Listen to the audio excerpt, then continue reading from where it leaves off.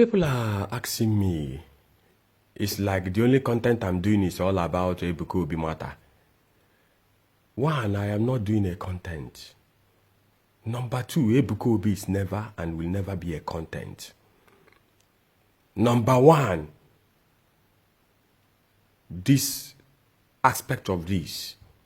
One, Ebuka Obi is a deceiver. Ebuka Obi is a liar. Ebuka Obi is a nightmare. Ebuka Obi is a troublemaker. And Ebuka Obi is wicked.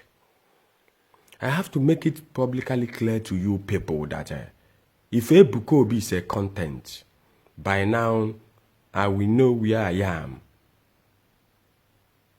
But because I am standing on the truthful aspects of this, I have to follow the due process. Because I know with time, Ebonyo Solu Konyi Jegelu. But it is a pity that this is happening in the Christian aspect of life. That one of the practical life of a Christian is telling lies, turning the truth upside down. Gonare, this never happened, this never took place. This and that, the other one. When the bottom line of the truth is there, breathing, trying to suffocate. And they are trying all possible best to see that they get rid of the truth, that the truth will never manifest or the truth will never surface. But the kind of people I am, one of the kind of persons I am is that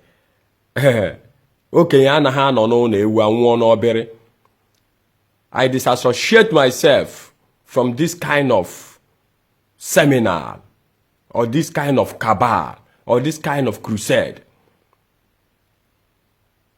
I wonder if there is no internet, what could have been the condition presently right now. Ebuka Obi, you people are coming to comment section to attack me, to tell me that you people will kill me, you people will do this, you people will do that. You cannot even give any good example concerning his private life. If they ask you who is Ebuka Obi, it's only the one you are seeing on social media. It's only the one you know that he is telling you. It's only the video that you are seeing. But what about the olden days? What about the olden days? A little of his beginning. How he started. How he has his chances. The way he manipulated and have his way. If you look at the video you are seeing on this screen, this was when he started as the coordinator, Adoration Ministry Lagos branch. Before they come for camping, during the time they come for camping in Umuchigbo, Enugu, Jinike, Adoration ground, they used to go to mountain. They used to stay in deserts. Father Mbaka has a desert in Umuchigbo, Jinike. At least, God bless him with more than 100 hectares of land. He is the one that developed MN Umuchigbo, Jinike. That MN has an address today is because of Reverend Father Ejike Mbaka. Ebuka Obi used to come there then. The ambition and the desire of Ebuka Obi was to see Father Mbaka one-on-one, for Father Mbaka to lay hands on him. I have to be this vocal because the truth has been covered with a black veil. And by the special grace of God, the truth must be unveiled. If you look at the screen there, you will find out that some people that are there praying, that place he claims to be mountain, that they are wearing adoration clothes. Some one or two of them showing that that was adoration members, Lagos branch. Right there on his Bible stand. That clothes that he used in covering that Bible stand is Adoration Lapa, is Adoration Ministry clothes. Ejimara Adoration. The logo of Adoration, the address of Adoration, the stamp of Adoration. That is it that he's using in covering his Bible stand there. And he's leading these people as the coordinator. They were three then. Him, one brother Emma, Ebuka Obi and brother Emma was the coordinator. Then, Adoration Ministry Lagos branch. Why Chigozie is one of the leaders and many other. Ebuka, brother Emma was the coordinator. Ebuka and brother Emma was the coordinator. Adoration Ministry Lagos branch. Why Chigozie from Enugu was what? One of the leaders. And because of Ebuka had another interior motive, he has another intention, and he was not carrying them along. He was in the same group of Adoration Ministry Lagos branch. Why he has another intention?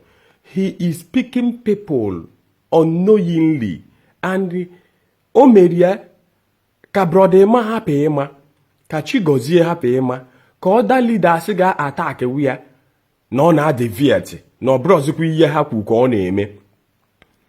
Ọ pụta owe ndị ọ na-atụrụ n'azụ. Ha eje na-eme ekpere from ime ekpere asị na ha formul group na ihe a bụ group of prayer team. Mana ndị nke ọzọ na-eme ihe Adoration Ministry Lagos branch, the ignorant of what he was doing. From there he had the chances of using Father Mbaka's prayer book, powerful prayer book. From there he now had his own prayer book. Go and check Ebuka Obi's powerful prayer book and Father Mbaka's prayer book, powerful prayer book. You will see that it was only the cover that was changed. For people that are telling me that I will run mad, that this and this will happen to me, let me tell you one thing you don't know.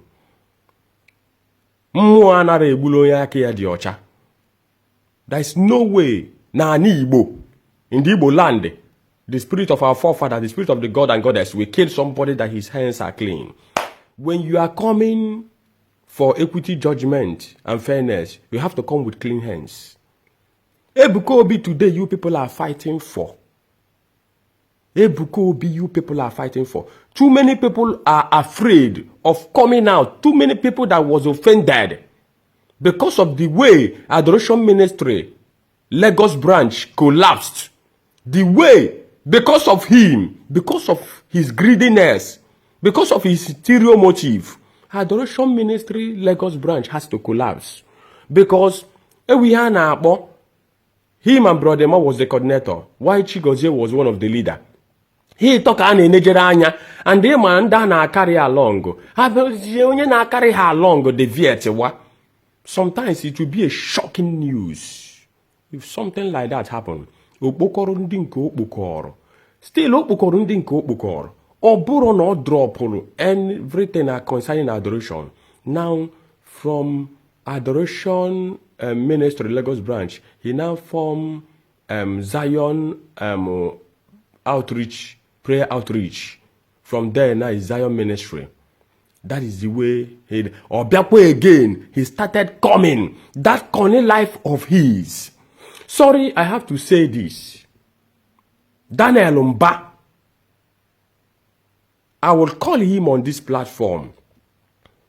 He was the one that Ebuka Obi ran to. But Daniel Mba was the former media manager of Adoration Ministry Enugu, Nigeria. The media manager to Reverend Father Ejike Mbaka. He was the one that Ebuka was using. Although Daniel Mba was not informed about what Ebuka was doing with the picture. He thought that it was just an ordinary love over love that he had for Reverend Father Ejike Mbaka, without even knowing that he was using those pictures to advertise himself for publicity, to gain traffic because he knew that Father Mbaka is a market and still a market up to date. Onanya funa that thing na abaye. That's na Lagos niine. That the na if against Reverend Father Ejike Mbaka, that if you want to draw crowd that need on a boast to for that Zion ministry is a ministry that is pulling crowd, that they are crowd pullers, that na crowd are brought up. Why did they silence that voice? Let me tell you. Believe you me. If you like, you believe it. If you don't like, it's your business. But I have to tell you this, that this guy, I have never seen any minister that is brutal as he is. Somebody that claims to be a minister of God, using this kind of format of lies, putting hands in the eyes of his own master, a master that he used every tools that he had without even notifying the master to build himself. Somebody that doesn't even have a tools to tight his own screw. You used every available tools that Father Mbaka had to make yourself, to make up yourself. Now Father Mbaka is now somebody that you are treating like a trash, using bloggers. I pity those bloggers. Daniel Mba, assuming that he can reverse, because I know that Daniel Mba is a brain man. Assuming that he can reverse, I don't want to call another name, one or two persons he used. If he goes back, come to Enugu, after snapping pictures, sometimes he will tell them before going up to the altar that he's about to go up to the altar, that once he steps to the stage, to the altar, that they should start snapping him pictures. He's so much interested in those pictures. He's so much interested in those videos. Oh. The only reason that can make Ebuka Obi, if he comes to Enugu, that he will stay back, is that the pictures is not yet out. The videos are not yet out. Oh, happy na back to Lagos. He will be disturbing those guys.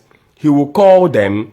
He will book a flight for them. He will flew them to Lagos. The enlargement, go to his office, then you will see that every enlargement in that office, there is no one that he will take single a picture without Reverend Father Ejike Mbaka. He used the billboard. He used it for his own available chances. Even using it in his social media handle as a profile picture. Now, he now had an opportunity. A layman. You cannot be a lawyer when you have not attended the school. You cannot be a medical doctor if you have not attended the school and you are qualified to touch lives. Okay, Otago? So if we say a layman, we know what it takes for somebody to be a reverend father. An anointed one for that. Oh. An anointed one as Reverend Father Ejike Mbaka. Oh.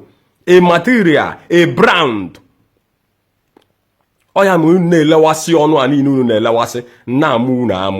He was fast enough. And those guys they